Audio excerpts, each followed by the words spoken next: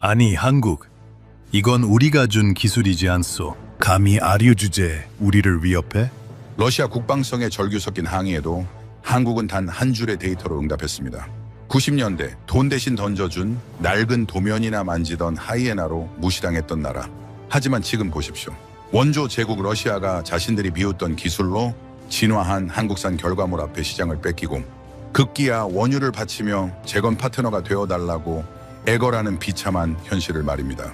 무시당했던 과거를 실력으로 되갚아주고 이제는 전 세계 안보와 경제의 심장을 동시에 장악해버린 한국의 이 기괴하고도 완벽한 역전극. 대체 무슨 일이 벌어진 걸까요? 그런데 여러분, 정말 소름 돋는 건 여기서부터입니다. 전 세계 전문가들이 경악한 진짜 이유는 한국의 화력이 아니었습니다. 어떤 위기에도 멈추지 않는 한국의 불멸의 공급망과 적대국마저 한국의 시스템 없이는 국가 운영이 불가능하게 만드는 지능적 종속 전략이 베일을 벗었기 때문입니다. 건드리는 순간 영토가 지워지는 공포를 넘어 한국을 등지는 순간 국가의 모든 불빛이 꺼져버리는 잔혹한 설계. 강대국들이 한국 앞에 무릎 꿇고 제발 우리를 파트너로 받아달라며 줄을 서게 된 미스터리한 반전 스토리 지금 공개합니다. 영상을 시청하신 후 마음에 드신다면 좋아요와 구독 버튼을 꼭 눌러주세요. 여러분의 관심이 저에겐 큰 힘이 됩니다. 그럼 바로 시작하겠습니다. 제 할아버지는 제국을 설계한 사람이었습니다. 크렘린의 핵심 전략가, 소련의 군사 질서를 손바닥 위에 올려놓고 주무르던 사람이었죠. 그런데 1991년 제국이 무너졌습니다. 할아버지의 훈장은 하루아침에 고철이 되었고 가문은 소련과 함께 바닥으로 떨어졌죠. 아버지는 그 가문을 다시 일으키려 했습니다. 할 수 있는 모든 것을 했죠. 그런데 러시아 모라토리엄의 파도는 아버지가 쌓아올린 것들을 남김없이 쓸어갔습니다. 저는 그 폐허 위에서 자랐습니다. 위기가 국가에게, 인간에게 무슨 짓을 하는지. 저는 그것을 이론이 아니라 삶으로 배웠죠. 그래서 누구보다 확신했습니다. 위기 앞에 서면 결국 무너진다고. 강한 것도 큰 것도 예외는 없다고.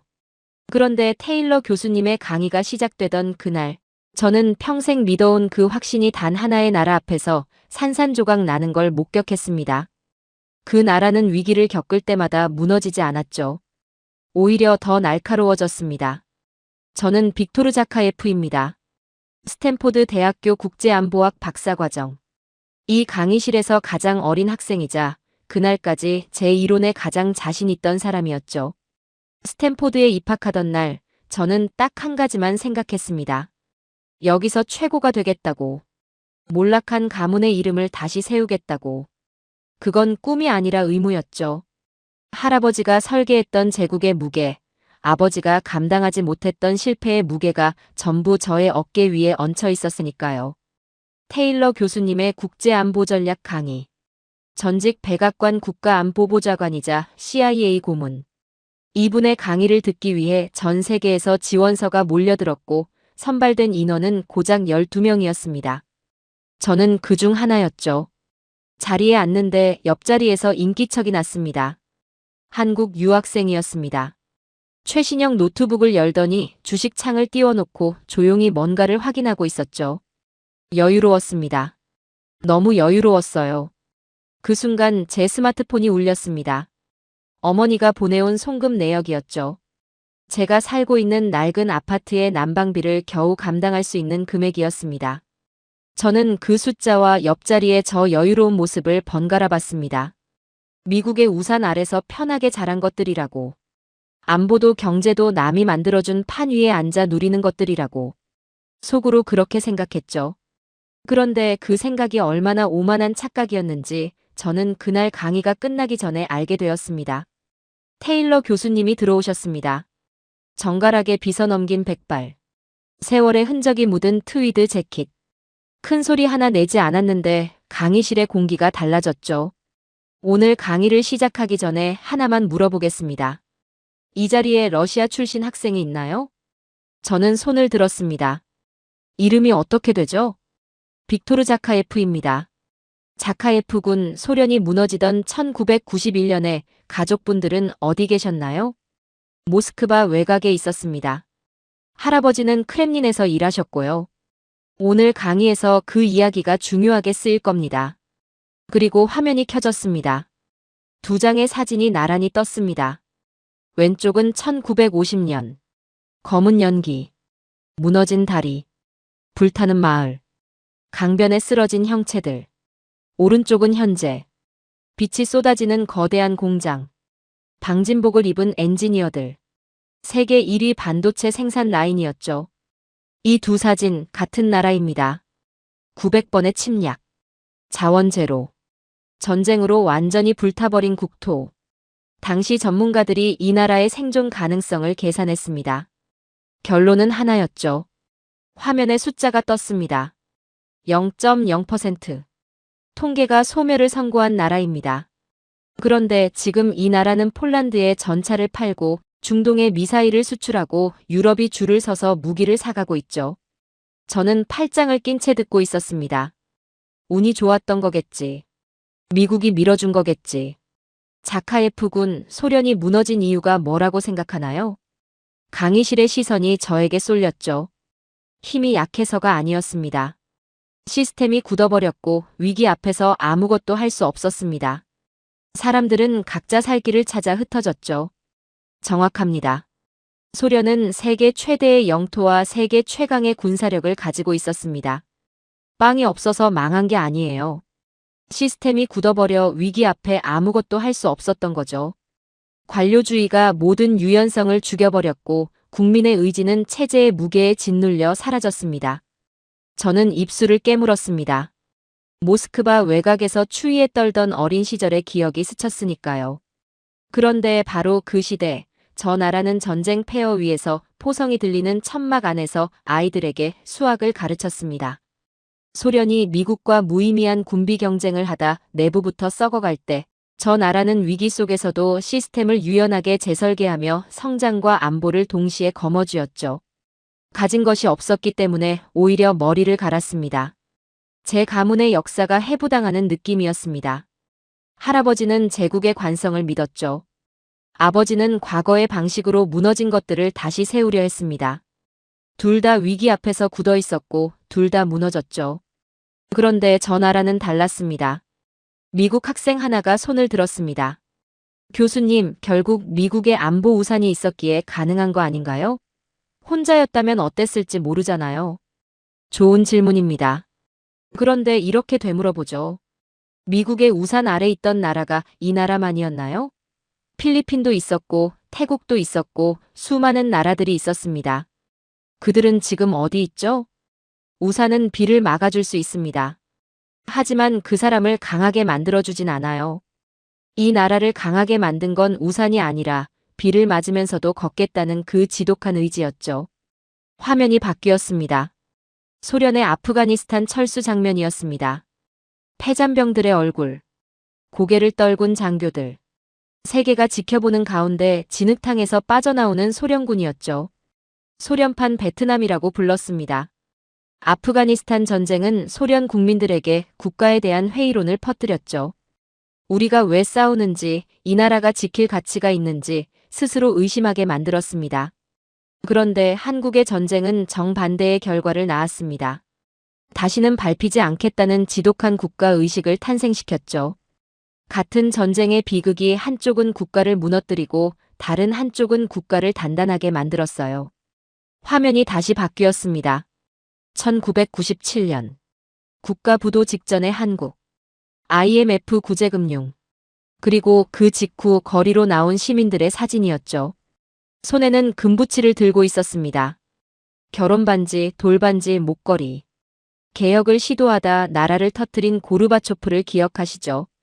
그런데 한국은 IMF라는 국가 부도 위기에 온 국민이 금을 들고 거리로 나와 구멍을 막았습니다. 강제한 사람이 없었어요. 자발적이었죠. 위기 앞에 뭉치는 이 기괴한 집단 지성을 어떻게 설명할 수 있겠습니까? 저는 옆자리 한국 유학생을 힐끗 봤습니다. 노트북에서 눈을 떼고 화면을 보고 있었죠. 표정이 없었습니다. 저 여유가 무지에서 나온 게 아닐 수도 있다는 생각이 처음으로 스쳤습니다. 그런데 저는 그 생각을 밀어냈습니다. 인정하고 싶지 않았으니까요. 열등감이 한계치에 달하고 있었습니다. 저들은 그저 운이 좋았을 뿐이라고. 우리 기술을 가져간 덕분이라고. 결국 저는 손을 들었습니다. 교수님, 한 가지 여쭤봐도 될까요? 한국의 성공은 결국 우리 소련의 기술을 불곰 사업으로 헐값에 가져가 베낀 결과 아닌가요? 그들은 제국의 사채를 먹고 자란 아류일 뿐입니다. 강의실이 조용해졌습니다. 교수님은 미소조차 짓지 않으셨습니다. 저는 그 눈빛에서 뭔가를 직감했습니다. 제가 방금 아주 큰 실수를 했다는 걸. 제 말이 강의실을 울리는 순간 교수님의 표정이 굳었습니다. 반박도 바로 나오지 않았죠. 그 침묵이 오히려 더 무서웠습니다. 교수님은 천천히 화면을 바꾸셨습니다. 자카예프군 좋습니다. 그 이야기를 한번 제대로 해보죠. 화면에 데이터가 떴습니다. 1990년대 불곰 사업. 한국이 러시아로부터 도입한 무기 목록이었습니다.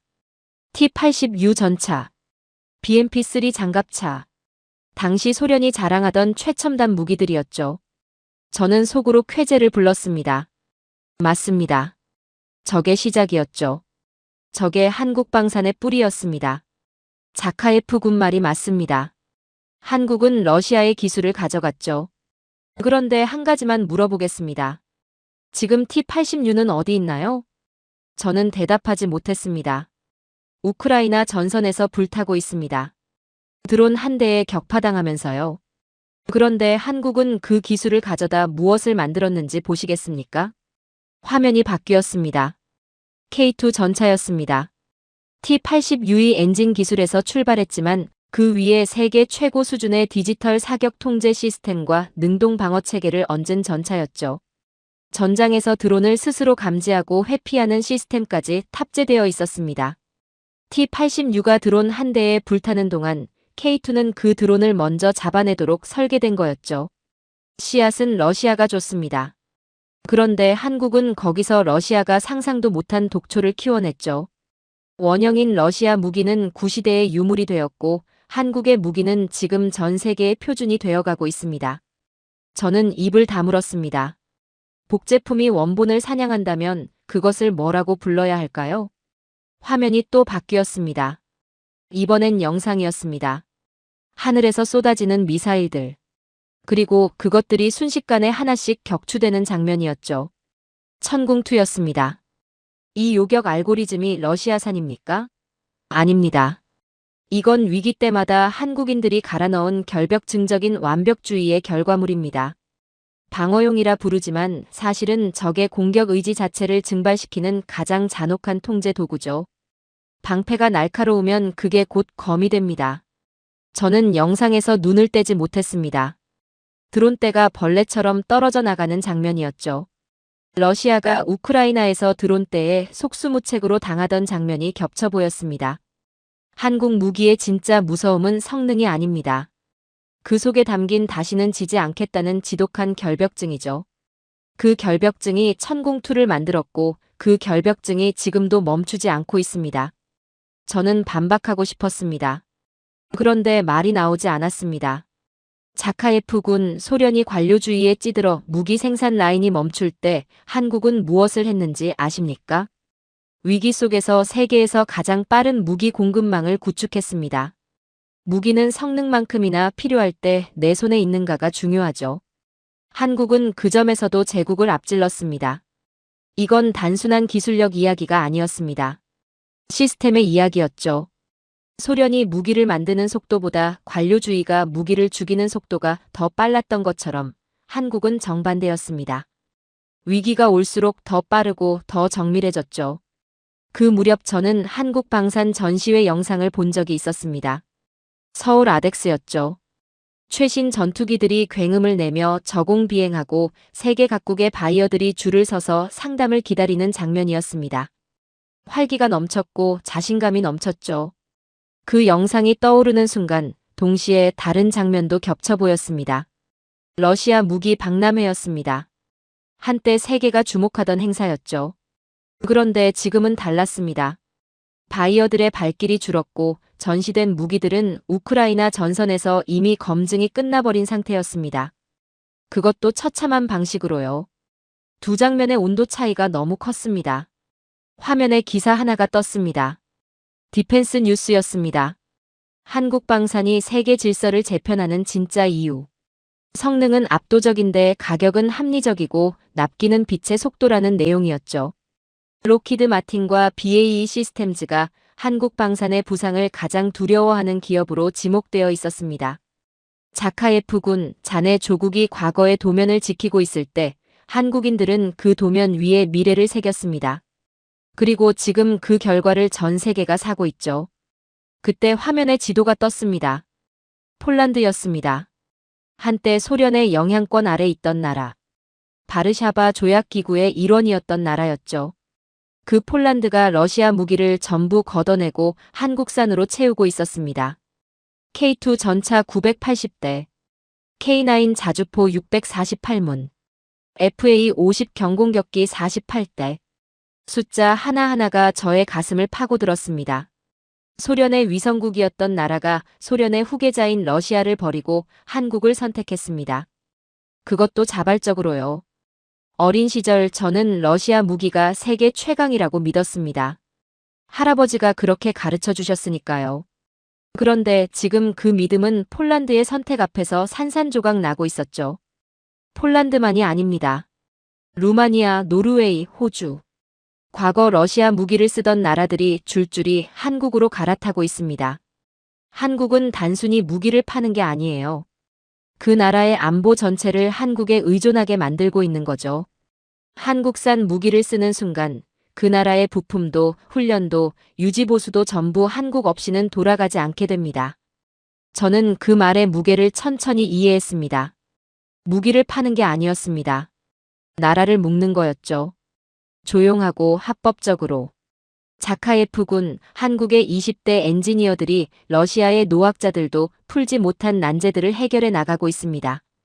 그들은 지금 자네 조국의 머리 위에서 이미 다음 세대 무기를 설계하고 있죠. 저는 그 말에 전신이 굳어버리는 느낌을 받았습니다. 저와 비슷한 나이의 한국 엔지니어들이었습니다. 같은 세대였죠. 그런데 그들은 제 조국이 포기한 것들을 이미 넘어서고 있었습니다. 그 질투심은 이제 분노가 아니었습니다. 뭔가 더 서늘한 감정이었죠. 우리가 준 기술로 어떻게 우리를 시장에서 몰아낼 수 있는 거죠? 저도 모르게 말이 나왔습니다. 혼잣말이었습니다. 교수님이 들으셨죠? 그게 바로 핵심입니다.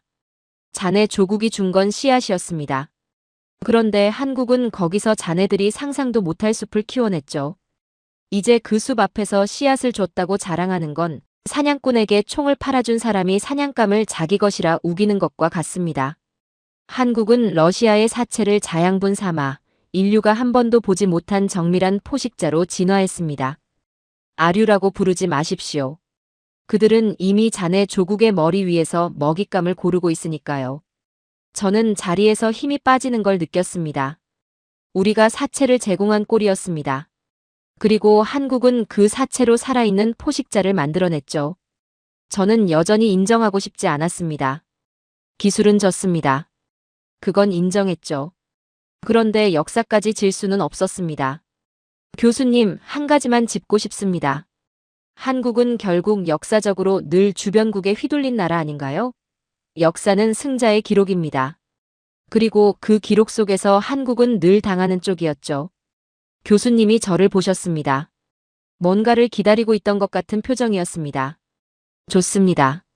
그럼 그 역사를 한번 제대로 들여다보죠. 화면에 지도가 하나 떴습니다. 고구려와 수나라의 전쟁 전개도였습니다.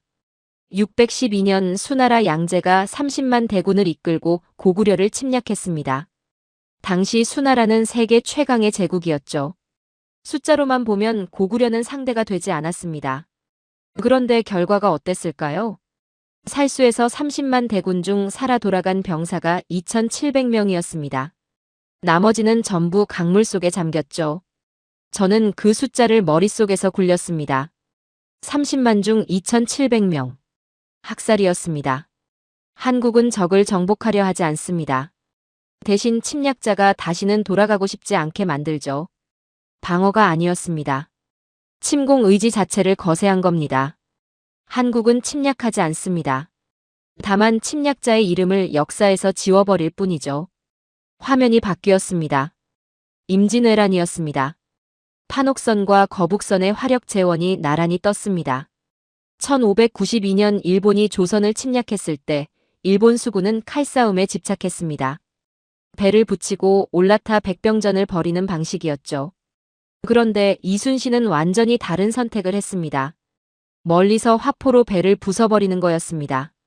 일본군이 올라탈 기회 자체를 주지 않았죠. 이건 단순한 전술이 아니었습니다. 기술로 적의 전쟁 방식 자체를 무력화한 거였죠. 교수님이 현대 한국 해군의 함정 배치도를 옆에 나란히 띄우셨습니다.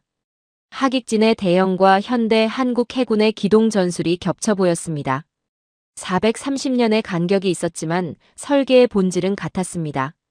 이순신의 화포 소리는 멈춘 적이 없습니다.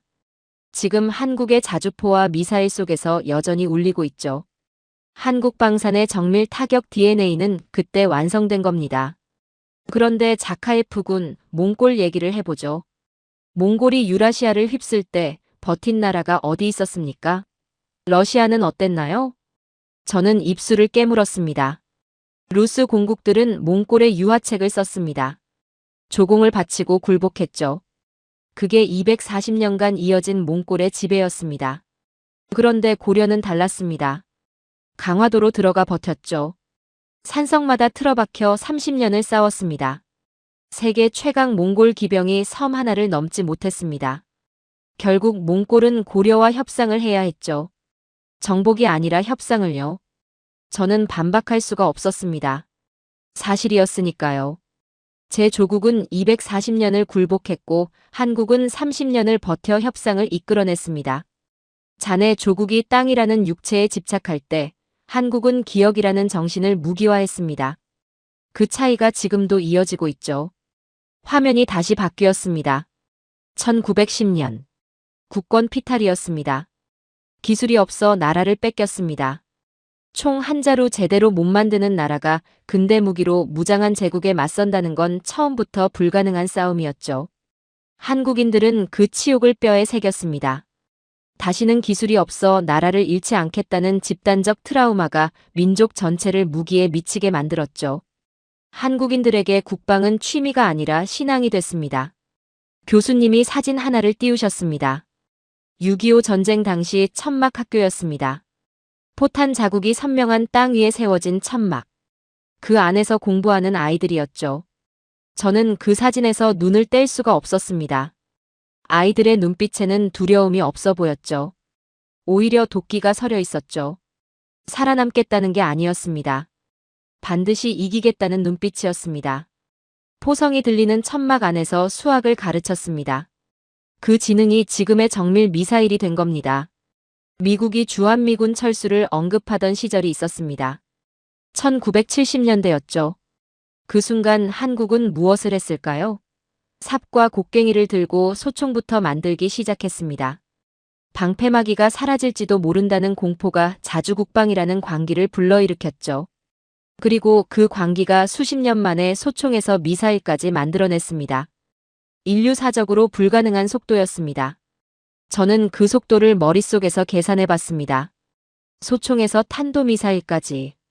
다른 나라들이 100년 걸린 것을 수십 년 만에 해냈죠. 공포가 엔진이 된 거였습니다. 의병을 아십니까? 나라가 위기에 처했을 때 스스로 무기를 들고 일어선 민간인들입니다. 한국은 그 정신을 현대에도 이어받았습니다. 지금 한국의 예비군 제도가 그렇고 방산 기업과 민간이 협력하는 구조가 그렇죠. 위기 앞에 국가와 국민이 하나가 되는 이 결속력은 수백 년의 역사가 만들어낸 겁니다. 화면이 바뀌었습니다. 국가부도 위기의 한국. 수백만이 자발적으로 움직였습니다. 이건 단순히 애국심이 아니에요. 5천년간 위기 때마다 뭉쳐온 민족의 DNA가 작동한 거죠. 그리고 그 DNA가 지금 한국 방산 공장을 24시간 돌리고 있습니다. 저는 러시아를 생각했습니다. 소련이 무너질 때 우리는 흩어졌습니다. 각자 살 길을 찾아 뿔뿔이 흩어졌죠. 같은 위기 앞에서 이토록 다른 선택을 한 두 나라였습니다. 우리는 왜 이렇게 하지 못했을까요? 가디언지가 한국 방산을 이렇게 표현했습니다. 한국의 무기는 살상용이 아니다. 5,000년간 쌓인 억울함을 풀기 위한 물리적 수단이다. 강의실이 조용해졌습니다. 또 다른 외신은 이렇게 썼죠. 한국은 세계에서 가장 위험한 평화주의자들이다. 저는 그 두 문장을 머릿속에서 천천히 되새겼습니다. 가장 위험한 평화주의자들. 웃으면서 칼을 가는 사람들이라는 뜻이었죠. 역사가 비극일수록 무기는 예리해집니다. 한국은 5,000년의 비극을 5,000년의 칼날로 바꿔냈죠. 지금 그들이 만든 무기 체계는 단순한 기계가 아닙니다. 5,000년 생존 데이터의 집합체입니다. 위기는 한국인들에게 재앙이 아니었습니다. 더 날카로운 칼을 갈기 위한 축제였을지도 모르죠. 저는 처음으로 제 조국 러시아를 부끄럽게 생각했습니다. 우리는 위기 앞에서 굳었고 한국은 날카로워졌습니다. 우리는 제국의 크기를 믿었고 한국은 생존의 절박함을 믿었죠. 그리고 역사는 이미 판결을 내렸습니다. 어느 쪽이 옳았는지 저는 솔직히 이해가 되지 않았습니다. 지금까지 강의를 들으며 한국의 역사를 받고 기술을 받고 집단 지성을 목격했습니다. 그런데 한 가지가 계속 걸렸습니다. 그 모든 힘을 가지고 있으면서 왜 한국은 참기만 하는 걸까요? 북쪽에서 미사일이 날아오고 사방에서 도발이 이어지는데. 교수님, 솔직히 묻겠습니다. 한국은 수없이 도발당하면서도 왜 침묵합니까? 압도적인 무력이 있다면 즉각 응징하는 게 맞지 않나요? 참기만 하는 건 결국 겁쟁이들의 논리 아닌가요? 교수님이 저를 보셨습니다. 자카예프군, 자네 조국은 어땠습니까? 도발을 받으면 즉각 보복했죠? 그렇습니다. 그게 강대국의 방식이죠. 그 결과가 어떻게 됐나요? 저는 대답하지 못했습니다. 우크라이나, 경제 제재, 국제적 고립, 즉각 보복이 부른 재앙이었죠. 교수님이 화면에 선 하나를 띄우셨습니다. 선명한 붉은 선이었습니다. 이게 한국의 레드라인입니다. 이 선이 얼마나 무서운 선인지 오늘 제대로 보여드리죠. 자카예프군, 짖는 개는 무섭지 않습니다. 진짜 무서운 건 당신의 목줄을 조용히 쥐고 미소 짓는 존재죠. 한국이 침묵할 때 세계는 그것을 나약함으로 읽었습니다. 그런데 그건 완전히 잘못된 해석이었죠. 자네 조국이 분노로 방아쇠를 당길 때 한국은 명분이라는 가장 치명적인 탄환을 장전하고 있었습니다. 저는 그 말을 천천히 소화했습니다. 명분이라는 탄환. 국제법상 자위권이라는 게 있습니다. 내가 먼저 쏘면 침략자가 되고 상대가 먼저 쏘면 나는 피해자가 되죠. 한국은 그 피해자의 지위를 철저하게 관리하고 있습니다. 도발을 당할 때마다 분노하는 대신 국제사회에 증거를 쌓고 있는 거죠. 적이 선을 넘는 순간 한국은 누구도 반박할 수 없는 명분을 손에 쥐게 됩니다. 그리고 그 명분은 전 세계가 지켜보는 앞에서 합법적으로 적을 소멸시킬 수 있는 허가증이 되죠. 저는 전신에 소름이 돋는 걸 느꼈습니다. 이건 인내가 아니었습니다. 조준이었죠. 그것도 수십 년에 걸친 정밀 조준이었습니다. 한국이 침묵하는 1분 1초 동안 무슨 일이 벌어지는지 아십니까?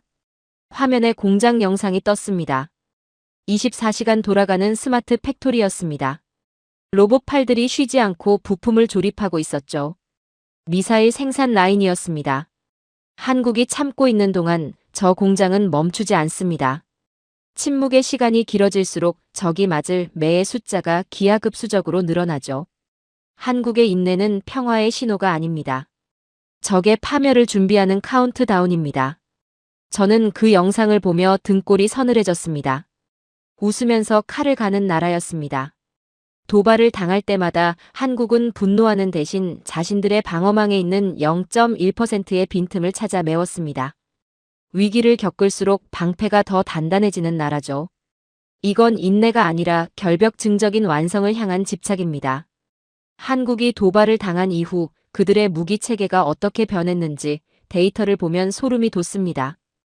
도발의 강도가 세질수록 한국의 대응 무기는 더 정밀해지고 사거리는 더 길어지고 파괴력은 더 커졌죠.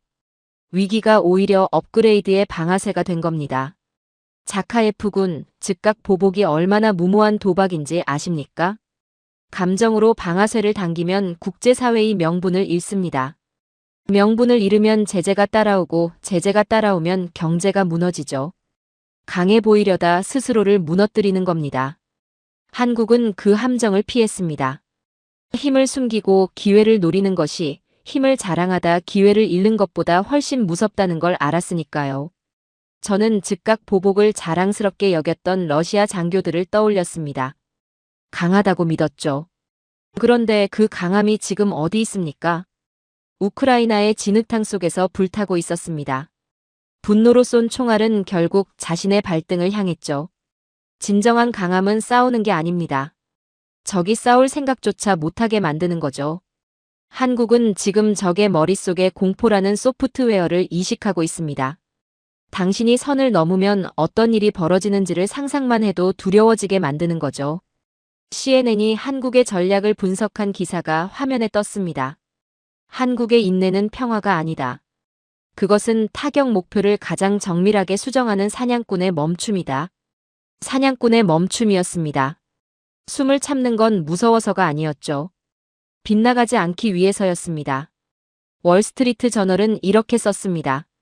한국을 건드리는 것은 잠자는 사자의 수염을 뽑는 게 아니라 폭탄의 기폭장치를 누르는 것이다. 그 문장이 강의실 공기를 얼어붙게 만들었습니다. 폭탄의 기폭장치. 건드리는 순간 돌이킬 수 없다는 뜻이었죠.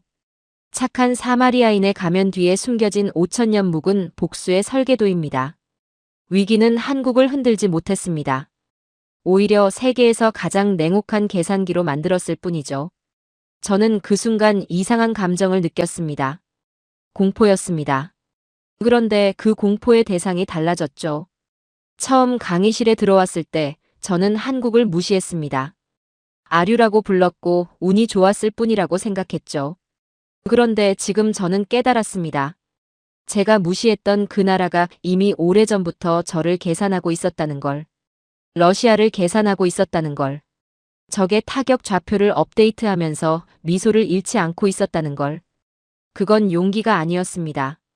전략이었죠. 그리고 그 전략 앞에서 러시아의 즉각 보복은 그저 감정적인 아이의 주먹질에 불과했습니다. 한국이 다시 칼을 뽑는 날이 온다면 그것은 전쟁이 아닐 겁니다. 교수님의 목소리가 한 톤 낮아졌습니다. 청소가 되겠죠. 아무도 말이 없었습니다. 자, 이제 이 인내의 선이 끝나는 지점에서 한국이 무엇을 꺼내 드는지 보겠습니다. 교수님이 붉은 선의 끝을 손가락으로 가리키셨습니다. 자네 조국이 가장 두려워하게 될 물건입니다. 자카예프군, 한 가지 물어보겠습니다. 교수님이 강의실을 천천히 둘러보셨습니다.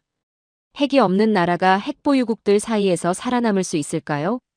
저는 피식 웃었습니다. 솔직히 그 질문이 우습게 느껴졌으니까요. 불가능합니다. 핵 없이 핵보유국을 상대하는 건 애초에 게임이 안 되죠. 저는 거기서 멈추지 않았습니다. 교수님, 제 조국 러시아는 현재 핵탄두를 5,000기 이상 보유하고 있습니다.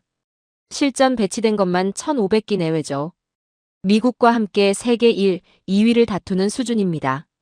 지상의 대륙간 탄도미사일, 바닷속 핵잠수함, 공중의 전략 폭격기.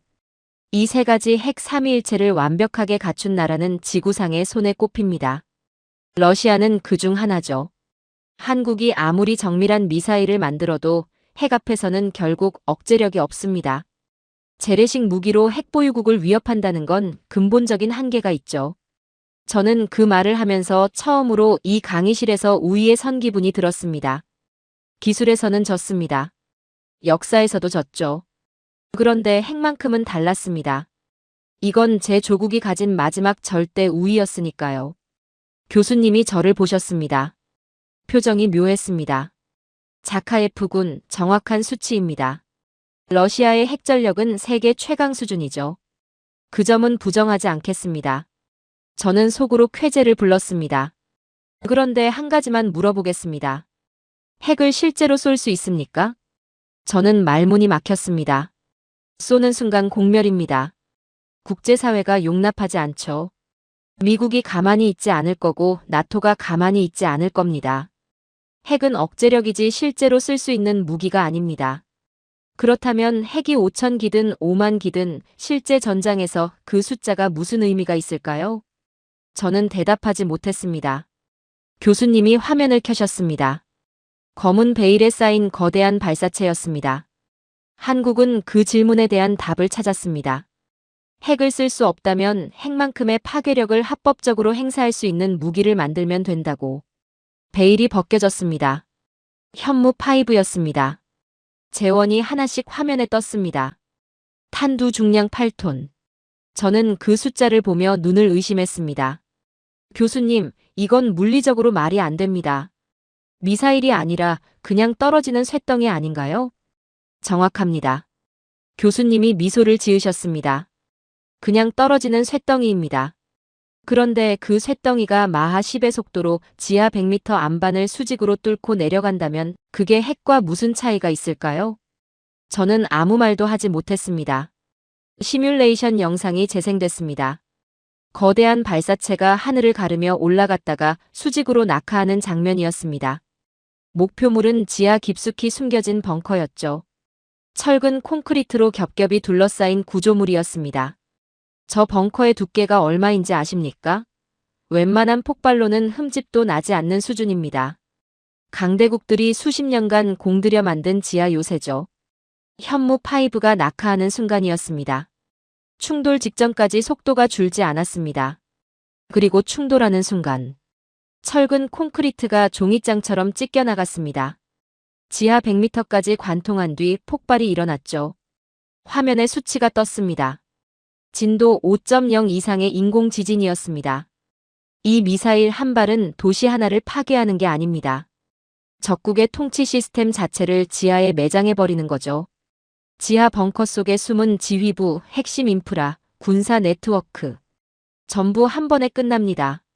저는 그 순간 할아버지를 떠올렸습니다. 크렘린 지하에 있다는 방공호를 자랑스럽게 이야기하던 할아버지였습니다. 어떤 폭격에도 버틸 수 있는 철옹성이라고 했죠. 그런데 지금 화면에서 벌어지는 일을 보면 그 방공호가 얼마나 무력한 공간인지 알 수 있었습니다. 8톤의 쇳덩이가 마하 10으로 떨어지는 앞에서 지하가 깊다는 건 아무런 의미가 없었으니까요. 핵 3위일체를 자랑하던 제 조국의 지하 요새들이 한순간에 거대한 관으로 바뀌는 장면이 머릿속에서 그려졌습니다. 자카예프군, 자네 조국의 킨자를 아십니까? 알고 있습니다. 극초음속 미사일이죠. 우크라이나 전선에서 킨잘이 어떤 성적을 거뒀는지도 알고 있나요? 저는 대답하지 않았습니다. 자랑스럽게 말할 수 없었으니까요. 킨잘은 화려한 궤적을 그렸습니다. 그런데 현무는 궤적조차 보여주지 않죠. 그냥 수직으로 내려옵니다. 오차 없이, 변명 없이. 적의 머리 위에서 그냥 떨어집니다. 이건 전쟁이 아닙니다. 말소죠. 한국은 왜 핵을 만들지 않았을까요? 교수님이 강의실 전체를 향해 물으셨습니다. 아무도 대답하지 않았습니다. 기술이 없어서가 아닙니다. 핵을 만들 능력은 이미 오래전에 완성했죠. 한국이 핵을 선택하지 않은 건 더 영리한 선택이 있었기 때문입니다. 핵은 쏘는 순간 공멸입니다. 국제사회가 용납하지 않죠. 그런데 현무 5는 다릅니다. 재래식 무기입니다. 쏘아도 명분이 남아요. 한국은 합법적으로 적을 증발시키는 법을 완성한 겁니다. 이게 한국만의 대량 응징 보복 체계 KMPR입니다. 당신이 한 발 쏘면 우리는 당신의 나라 전체를 지도에서 지워버리겠다. 핵 없이 합법적으로. 저는 그 논리의 잔혹한 완성도에 할 말을 잃었습니다. 핵보다 무서운 건 핵이 아니었습니다. 핵보다 더 집요하게 심장을 뚫을 칼이었죠. 그리고 그 칼 앞에서 5,000기의 핵탄두는 쓸 수도 없는 장식품에 불과했습니다. 주변 강대국들이 지하 요새를 강화할수록 한국은 더 깊이 뚫는 기술에 집착했습니다. 적이 10m 더 깊이 파고 들어가면 한국은 20m 더 뚫을 수 있는 탄두를 만들었죠. 이건 군비 경쟁이 아닙니다. 집착입니다. 다시는 지지 않겠다는 지독한 결벽증이 만들어낸 괴물이죠. 제인스 디펜스의 논평이 화면에 떴습니다. 한국의 현무 5는 인류가 만든 가장 기괴하고도 강력한 재래식 무기다. 그것은 핵의 시대가 끝났음을 선언하고 있다. 더 내셔널 인터레스트의 기사도 이어졌습니다. 현무5는 주변국들에 던지는 한국의 조용한 최후 통첩이다. 최후 통첩이었습니다. 조용하고 합법적이고 돌이킬 수 없는 최후 통첩이었죠. 저는 현무5가 발사되는 영상을 다시 봤습니다. 발사 순간의 거대한 화염이었습니다. 그런데 그 화염을 지켜보는 한국 엔지니어들의 표정이 눈에 들어왔습니다. 환호하지 않았습니다. 박수도 없었죠. 그냥 데이터를 확인하고 있었습니다. 무표정하게, 담담하게. 그 눈빛 속에 5천년의 도끼가 응축되어 있었습니다. 이게 당연한 결과라는 듯한, 처음부터 이걸 만들 수밖에 없었다는 듯한 눈빛이었죠. 저는 그 눈빛이 가장 무서웠습니다. 흥분하지 않는 자가 진짜 강한 자였으니까요. 한국은 평화를 원합니다. 교수님의 목소리가 낮아졌습니다. 하지만 그 평화의 조건은 적의 완벽한 소멸이죠. 착한 사마리아인의 미소 뒤에 숨겨진 8톤의 분노. 그것이 K방산의 진정한 얼굴입니다. 자네 조국이 파괴력에 집착할 때 한국은 확실한 소멸에 집착했습니다. 핵 5,000기가 쏠 수 없는 무기라면 쏠 수 있는 무기 하나가 핵 5,000기보다 강하죠. 저는 더 이상 반박할 의지가 없었습니다. 이들은 정말로 준비를 마쳤습니다. 합법적으로 조용하게 미소를 잃지 않은 채로. 교수님이 화면을 바꾸셨습니다. 이번엔 망망대해였습니다. 파도만 일렁이는 텅 빈 바다였죠. 아무것도 보이지 않았습니다.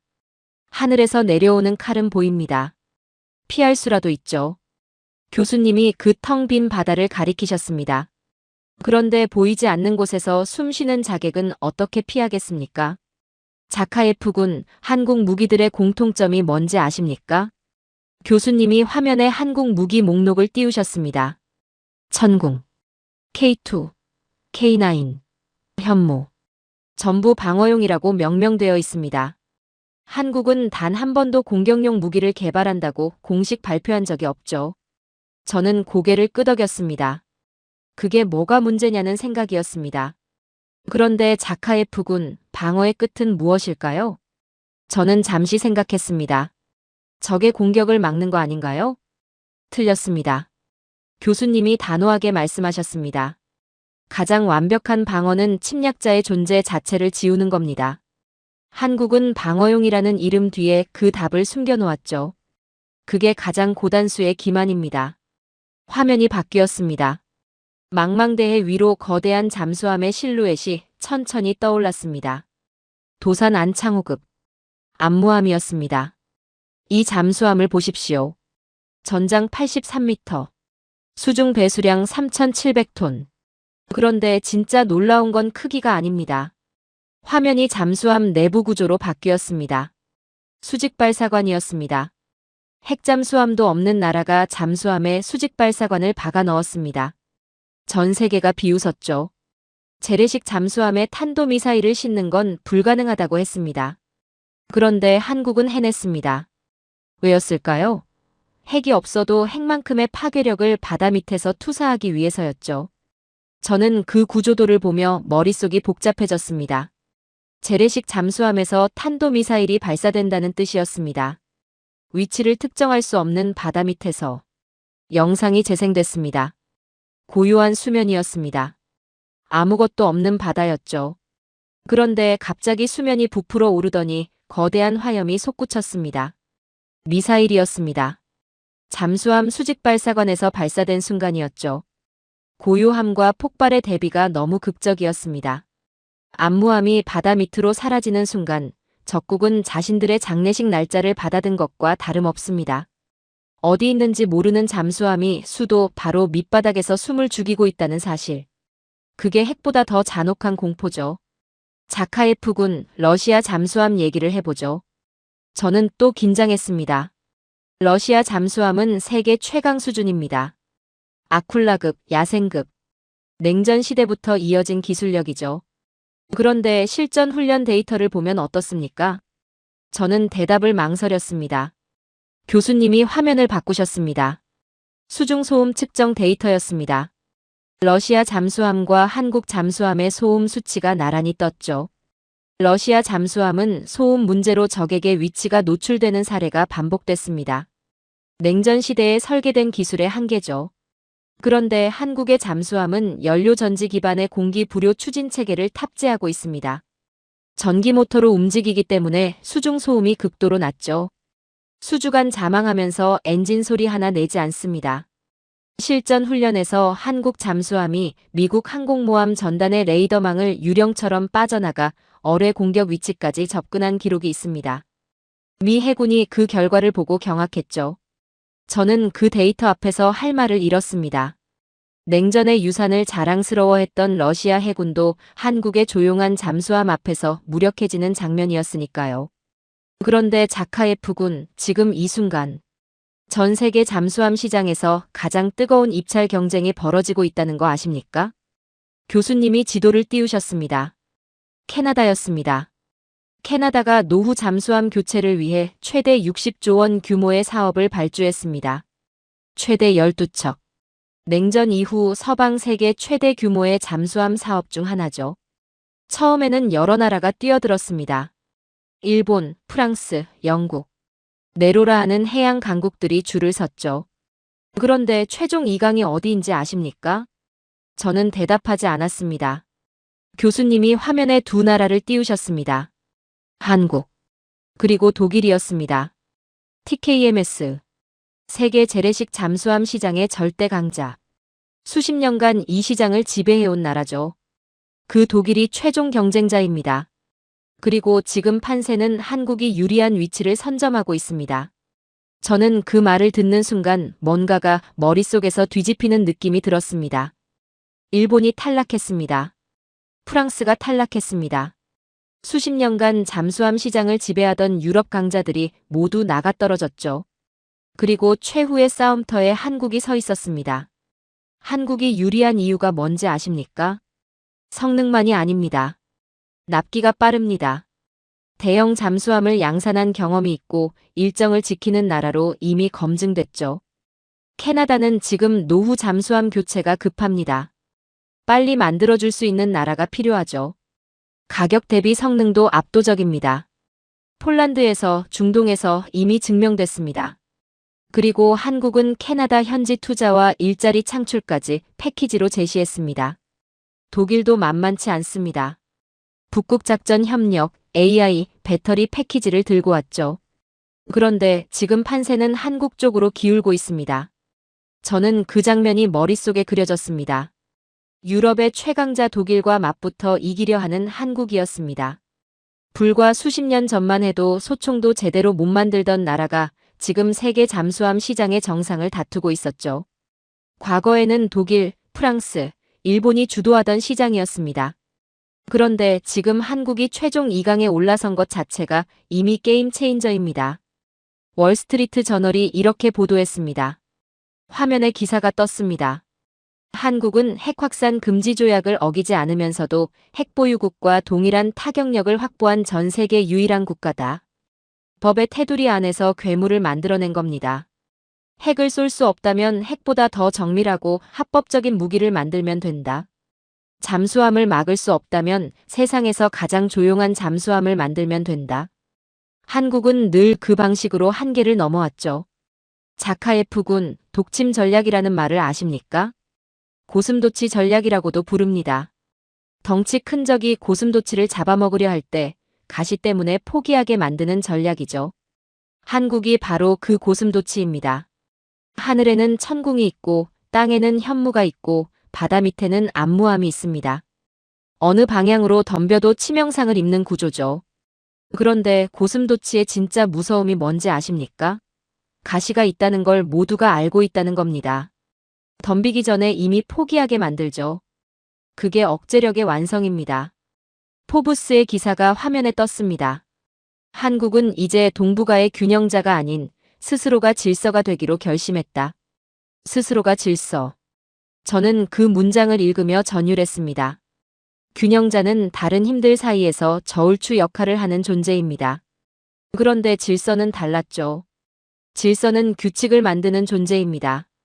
한국이 그 위치에 올라섰다는 뜻이었습니다. 그들은 말합니다. 이건 우리를 지키기 위한 방패입니다. 교수님의 목소리가 낮아졌습니다. 하지만 그 방패의 끝은 날카롭게 벼려진 칼날이고 그 칼날은 이미 당신의 심장을 겨누고 있습니다. 방패로 상대를 밀어붙여 절벽 아래로 떨어뜨리는 것. 그것이 한국식 방어의 본질이죠. 한국을 건드리지 마십시오. 그들은 당신의 존재를 영으로 수렴시킬 모든 준비를 마쳤습니다. 저는 그 순간 할아버지가 생전에 했던 말이 떠올랐습니다. 진정한 강자는 무기를 자랑하지 않는다고 했죠. 저는 그 말을 러시아의 미덕으로 알았습니다. 그런데 아니었습니다. 그 말이 정확히 들어맞는 나라는 한국이었습니다. 자랑하지 않았습니다. 그냥 준비했죠. 바다 밑에서, 지하에서, 레이더에 잡히지 않는 곳에서. 그리고 그 준비가 완성된 지금 한국은 여전히 미소를 잃지 않고 있었습니다. 착한 게 아니었습니다. 우리 모두를 지울 수 있는 힘을 가진 채 인내하며 웃고 있는 거였죠. 그 미소가 이제 세상에서 가장 무서운 미소로 보였습니다. 저는 혼란스러웠습니다. 지금까지 강의를 들으며 한국이 얼마나 무서운 나라인지 뼈저리게 깨달았습니다. 현무의 8톤짜리 분노도 받고 안무함에 소름 돋는 침묵도 받죠.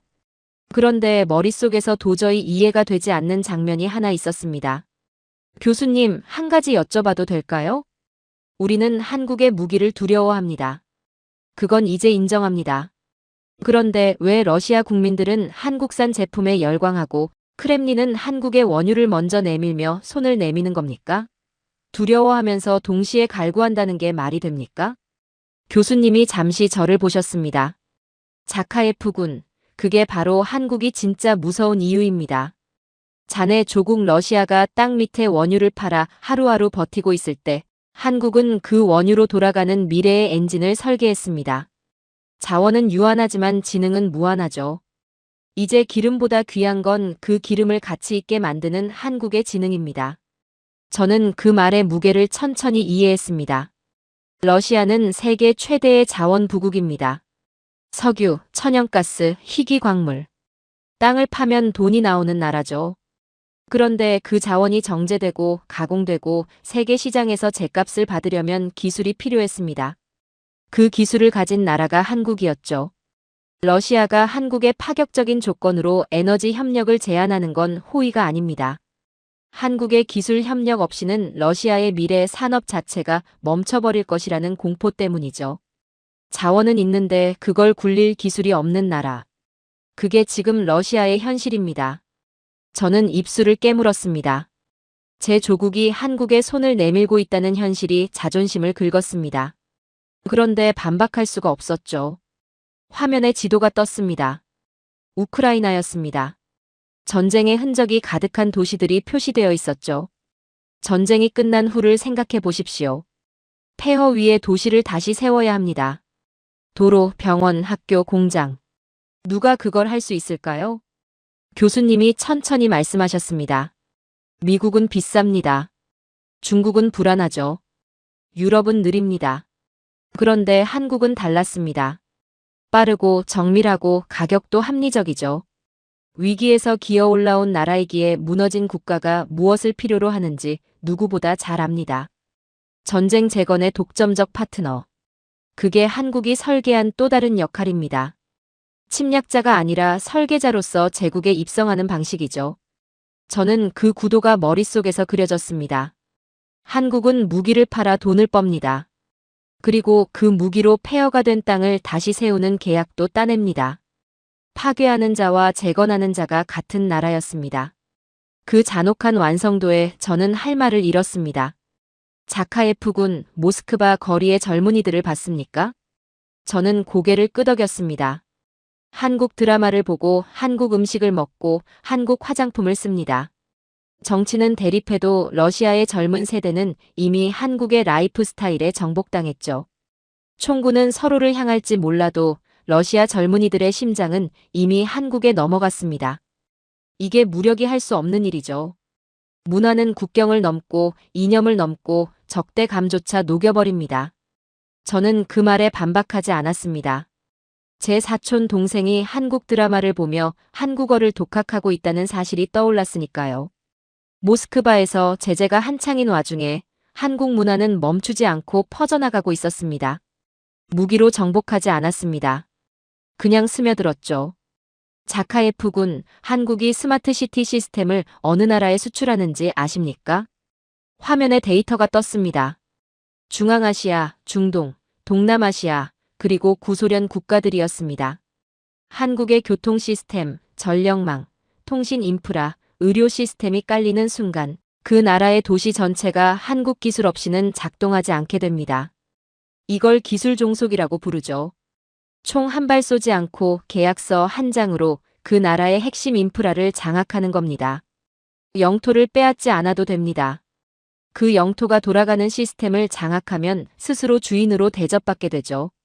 파이낸셜 타임즈의 기사가 화면에 떴습니다. 한국은 영토를 빼앗지 않는다.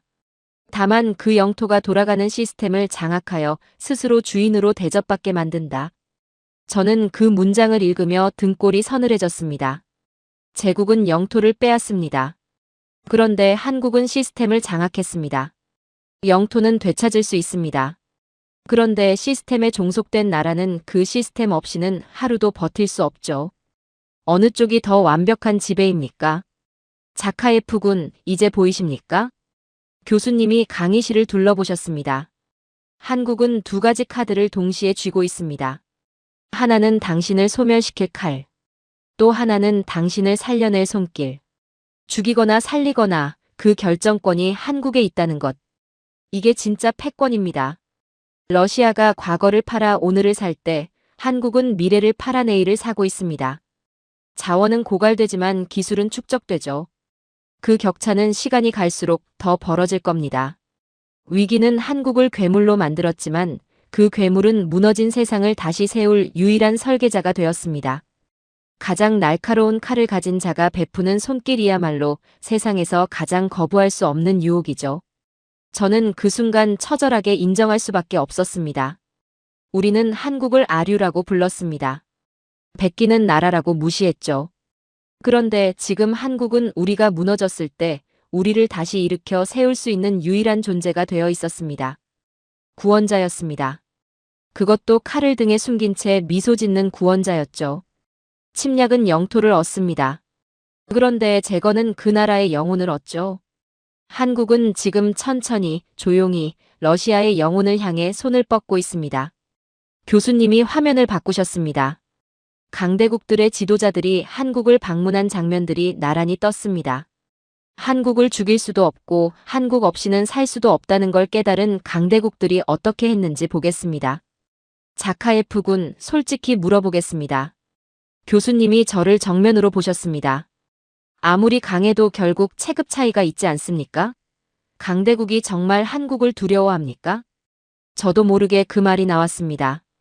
마지막 남은 의심이었죠. 좋습니다. 그럼 제가 직접 경험한 이야기를 해드리죠. 교수님이 화면을 켜셨습니다. 두꺼운 문서였습니다. 상단에 기밀이라는 도장이 찍혀 있었습니다. 제가 NSC 국가안보회의에서 일하던 시절 동북아시아 침공 시뮬레이션을 작성한 적이 있습니다. 지금은 폐기된 버전이죠. 강의실이 조용해졌습니다. 당시 저도 솔직히 한국을 과소평가했습니다. 수치상으로는 강대국들이 압도적으로 우위에 있었으니까요. 그런데 시뮬레이션 결과를 보는 순간 저는 그 자리에서 굳어버렸습니다. 화면에 시뮬레이션 결과가 떴습니다. 지도였습니다. 강대국의 침공 시나리오가 펼쳐지는 과정이었죠. 처음엔 붉은색이 한반도를 향해 밀려들었습니다. 수치상 압도적인 우위였습니다. 그런데 48시간이 지나는 순간 지도의 색깔이 바뀌기 시작했습니다. 한국의 다층 방어망이 작동하는 순간 침공 부대의 지휘 체계가 무너졌습니다. 천궁이 공중을 막았고 현무가 후방 지휘부를 증발시켰죠. 암무함이 보급선을 끊었습니다. 단 48시간 만에 침공군의 지휘부가 전멸하는 결과가 나왔습니다. 보고서를 제출했을 때 회의실이 조용해졌습니다. 그리고 그 시뮬레이션은 폐기됐죠. 결과가 너무 불편했으니까요. 저는 그 지도를 보며 전신이 굳는 느낌을 받았습니다. 러시아의 낡은 전차들이 한국의 정밀 타격 앞에 고철이 되는 장면이 머릿속에서 겹쳐 보였습니다. 우크라이나에서 실제로 일어난 일이었으니까요. 영토는 작습니다. 그런데 그 영토 전체가 거대한 미사일 기지이자 요새입니다. 한국은 자신들의 땅을 밟는 대가로 침략자의 국가 예산 50년치를 태워버릴 준비가 되어 있죠. 강대국들이 한국 앞에서 멈춘 건 자비심 때문이 아닙니다. 한국과의 전쟁은 수익이 맞지 않는 도박이라는 걸 직감했기 때문이죠. 한국은 이기려 하지 않습니다. 다만 침략자가 지불해야 할 대가를 지옥으로 설정했을 뿐입니다. 자네 조국이 우크라이나의 소모전 늪에 빠져 있을 때 한국은 단 한 번의 타격으로 전쟁의 의지 자체를 끊어버리는 법을 완성했습니다. 두 나라의 전쟁 철학이 얼마나 다른지 이제 보이십니까?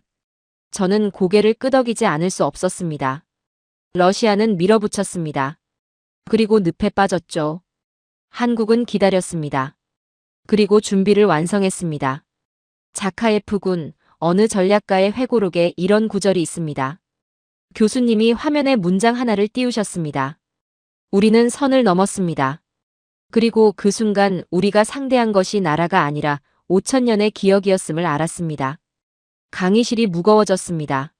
한국을 과소평가했던 강대국 전략가들이 공통적으로 하는 말이 있습니다. 숫자로는 이길 수 있다고 생각했다고. 그런데 숫자 뒤에 있는 의지를 계산하지 못했다고. 화면이 바뀌었습니다. 글로벌 방산 시장 점유율 그래프였습니다. 록히드 마틴, BAE 시스템즈, 라인메탈. 수십 년간 세계 방산 시장을 지배해온 기업들입니다. 그런데 지금 이 기업들의 영업팀이 가장 두려워하는 이름이 뭔지 아십니까? 한화, 현대, 한국 기업들입니다. 납기가 미쳤습니다. 성능은 압도적이죠. 가격은 합리적입니다. 이 세 가지를 동시에 충족하는 나라가 지구상의 한국뿐이었습니다. 유럽 방산 기업들이 23년 걸리는 계약을 한국은 6개월 만에 처리합니다. 이건 경쟁이 아니에요. 학살이죠. 저는 그 단어에 움찔했습니다. 학살. 방산 시장에서의 학살이었습니다. 그런데 더 무서운 게 있습니다. 교수님이 목소리를 낮추셨습니다. 한국 무기를 도입한 나라들을 보십시오. 폴란드, 호주, 중동 국가들. 이들은 이제 한국의 부품과 유지보수 체계 없이는 자국 안보를 유지할 수 없게 됐습니다. 무기를 사는 순간 그 나라의 안보 시스템 전체가 한국에 연결됩니다. 소프트웨어 업데이트도 한국, 부품 교체도 한국, 전술 훈련도 한국이죠. 총 한 발 쏘지 않고 그 나라의 안보 심장부에 한국산 잠금 장치를 채우는 겁니다. 디플로매트의 기사가 화면에 떴습니다. 한국은 이제 아시아의 균형자가 아니라 스스로가 룰이 되었다. 규칙을 따르는 자가 아니라 규칙을 만드는 자. 저는 그 문장 앞에서 오래 멈췄습니다. 저도 틀렸었습니다. 교수님이 처음으로 자신의 이야기를 꺼내셨습니다. 저는 오랫동안 한국을 미국이 만든 작품이라고 생각했습니다. 미국의 방패 아래서 자란 우등생이라고요. 그런데 틀렸죠. 그들은 미국의 방패를 빌려 자신들만의 신의 창을 벼려낸 겁니다. 방패를 들고 있는 척하면서 등 뒤에서 가장 날카로운 창을 만들고 있었죠. 착한 사마리아인의 미소 뒤에는 당신의 제국을 단 하루 만에 파산시킬 계산기가 돌아가고 있습니다. 저는 그걸 너무 늦게 깨달았어요. 저는 그 고백에 전율했습니다. 미국의 전 국가안보 보좌관이 CIA 고문이 한국 앞에서 자신이 틀렸다고 말하고 있었습니다. 이건 분석이 아니었습니다. 항복이었죠. 저는 처음으로 조국에 대한 원망보다 한국에 대한 두려움 섞인 존경을 느꼈습니다. 러시아가 한국을 아류라고 불렀던 건 오만이었습니다. 위험한 오만이었죠. 한국을 베끼는 나라라고 무시하는 동안 한국은 우리가 상상도 못한 높이로 올라가 있었습니다. 그리고 지금 그 높이에서 우리를 내려다보고 있었죠. 두려워서가 아니었습니다. 이미 모든 걸 계산한 자의 여유였습니다. 한국을 친구로 두는 것은 축복입니다. 그런데 적으로 두는 것은 국가적 포기 행위나 다름없습니다. 교수님이 화면을 끄셨습니다. 강의실이 어두워졌습니다. 그리고 저를 정면으로 보셨죠. 자카예프군, 이제 알겠습니까? 위기는 국가를 나약하게 만들지 않습니다. 오직 나약해질 준비가 된 국가만을 골라 죽일 뿐이죠. 교수님이 잠시 말을 멈추셨습니다. 그렇다면 한국은 무엇입니까? 저는 대답하지 않았습니다. 대답할 필요가 없었습니다. 이미 알고 있었으니까요. 강의실에 불이 켜졌습니다. 저는 한동안 자리에서 일어나지 못했습니다. 손이 떨렸습니다. 노트에는 아무것도 적혀 있지 않았죠. 처음 이 강의실에 들어올 때 저는 제 이론에 가장 자신 있는 사람이었습니다. 몰락한 제국의 후예라는 열등감을 천재라는 자존심으로 덮어온 사람이었죠. 그런데 지금 이 순간 그 자존심이 완전히 허물어진 자리에 이상하게 가벼운 무언가가 들어차고 있었습니다. 해방이었습니다. 평생 저를 짓눌러온 망령으로부터의 해방이었죠. 자카예프군. 교수님이 조용히 부르셨습니다. 이제 자네에게 위기는 무엇입니까? 저는 천천히 일어났습니다. 그리고 처음으로 망설임 없이 대답했습니다. 위기는 나약한 자에게는 독이었지만 한국에게는 자신들의 영혼을 재련하는 불꽃이었습니다. 교수님이 고개를 끄덕이셨습니다. 이제 알겠군요. 저는 그 순간 할아버지를 생각했습니다. 제국을 설계했던 사람. 훈장을 달고 크렘린을 누비던 사람. 그런데 위기 앞에서 무너진 사람이었죠. 할아버지가 틀렸던 건 힘이 없어서가 아니었습니다. 의지가 없어서도 아니었죠. 시스템이 굳어 있었기 때문이었습니다. 위기를 양분으로 삼는 법을 몰랐기 때문이었습니다. 한국은 그 법을 알았습니다. 아니, 한국은 그 법을 5,000년에 걸쳐 몸으로 익혀왔죠. 그리고 지금 그 법이 세계에서 가장 강력한 무기가 되어 있었습니다. 한국은 강대국이 되려 하지 않았습니다. 교수님이 말씀하셨습니다. 다만 대체 불가능한 국가가 됐죠. 이게 21세기 소국들이 강대국 틈바구니에서 살아남을 유일한 정답지입니다. 영토를 넓히는 게 아니라 없어서는 안 되는 존재가 되는 것. 한국은 그 답을 세계 최초로 완성했습니다. 저는 그 말을 가슴에 새겼습니다. 대체 불가능한 국가. 핵이 없어도 영토가 좁아도 인구가 적어도 없어서는 안 되는 존재가 되는 순간 그 나라는 누구도 건드릴 수 없는 요새가 됩니다. 한국은 무기로 그 요새를 쌓았고 기술로 그 요새를 두르고 문화로 그 요새의 문을 열었습니다. 타임지의 기사가 화면에 마지막으로 떴습니다. 과거는 로마의 법이, 현대는 미국의 힘이 지배했다면 미래는 한국의 생존 지능이 지배할 것이다. 생존 지능. 저는 그 단어를 입안에서 굴렸습니다. 전쟁에서 살아남는 지능이 아니었습니다. 위기를 먹고 더 강해지는 지능이었죠. 5,000년의 침략 속에서 벼려진 그 지능이 지금 세계의 판도를 바꾸고 있었습니다. 한국은 21세기의 스파르타이자 가장 세련된 아테네입니다. 외신의 표현이었습니다. 싸울 줄 아는 전사의 나라이면서 생각할 줄 아는 철학자의 나라라는 뜻이었죠. 그 두 가지를 동시에 가진 나라는 인류 역사상 손에 꼽혔습니다. 그리고 지금 한국이 그 자리에 서 있었습니다. 강의가 끝나고 사람들이 하나둘 나가기 시작했습니다. 저는 자리에 앉아 있었습니다. 그때 옆자리 한국 유학생이 가방을 챙기며 일어났습니다. 눈이 마주쳤습니다. 그는 그냥 가볍게 고개를 끄덕였습니다. 특별한 표정이 없었습니다. 여전히 여유로웠죠. 그런데 저는 이제 그 여유가 어디서 오는지 알았습니다. 부모 세대가 지옥에서 길어올린 힘이었습니다. 위기 때마다 금을 내놓고 나라를 산 세대의 자부심이었죠.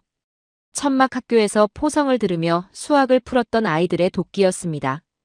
그 모든 것이 쌓여 지금 저 여유로운 눈빛이 됐습니다. 저는 처음으로 그에게 고개를 숙였습니다. 말없이. 그리고 진심으로. 자카예프군. 교수님이 강의실을 나서며 저를 부르셨습니다. 자네가 한국을 공부하는 순간 자네는 이미 패배자가 아닙니다. 한국에 대해 더 공부해보고 싶어요. 한국처럼 그 위기를 씹어 삼키고 제 것으로 만들겠습니다. 그게 제 할아버지가 놓친 것이었고 제 아버지가 배우지 못한 것이었으며 제가 반드시 해내야 할 것이었습니다. 저는 강의실을 나섰습니다. 스탠포드의 하늘이 푸르게 펼쳐져 있었습니다. 그 하늘 너머 어딘가에 한국이 있었습니다. 지금 이 순간에도 멈추지 않는 나라. 24시간 돌아가는 공장의 불빛이 밤하늘의 별처럼 한반도 전체를 수놓고 있을 나라. 그 불빛 하나하나가 5천년의 의지로 타오르고 있을 나라였죠. 위기가 올수록 더 단단해지는 근육처럼, 더 날카로워지는 칼날처럼. 한국인들은 위기를 두려워하지 않았습니다. 위기는 그들이 가진 칼날을 시험할 가장 완벽한 기회일 뿐이었으니까요. 오늘 저는 이 강의실에서 한국과의 승리를 목격했습니다. 그것은 무기의 승리가 아니었습니다. 인간 정신의 승리였습니다. 한국을 건드리지 마십시오. 그들은 당신이 상상할 수 없는 깊이의 지옥에서 기어 올라온 생존자들이니까요. 오늘의 사연은 여기까지입니다. 한 청년이 품었던 오만한 질문은 강의실을 나서는 순간 경외심으로 바뀌었습니다. 위기는 나라를 죽이지 않습니다. 위기를 두려워하는 나라를 죽일 뿐이죠. 폐허 위에서도 멈추지 않았고 벼랑 끝에서도 오히려 더 단단해진 나라.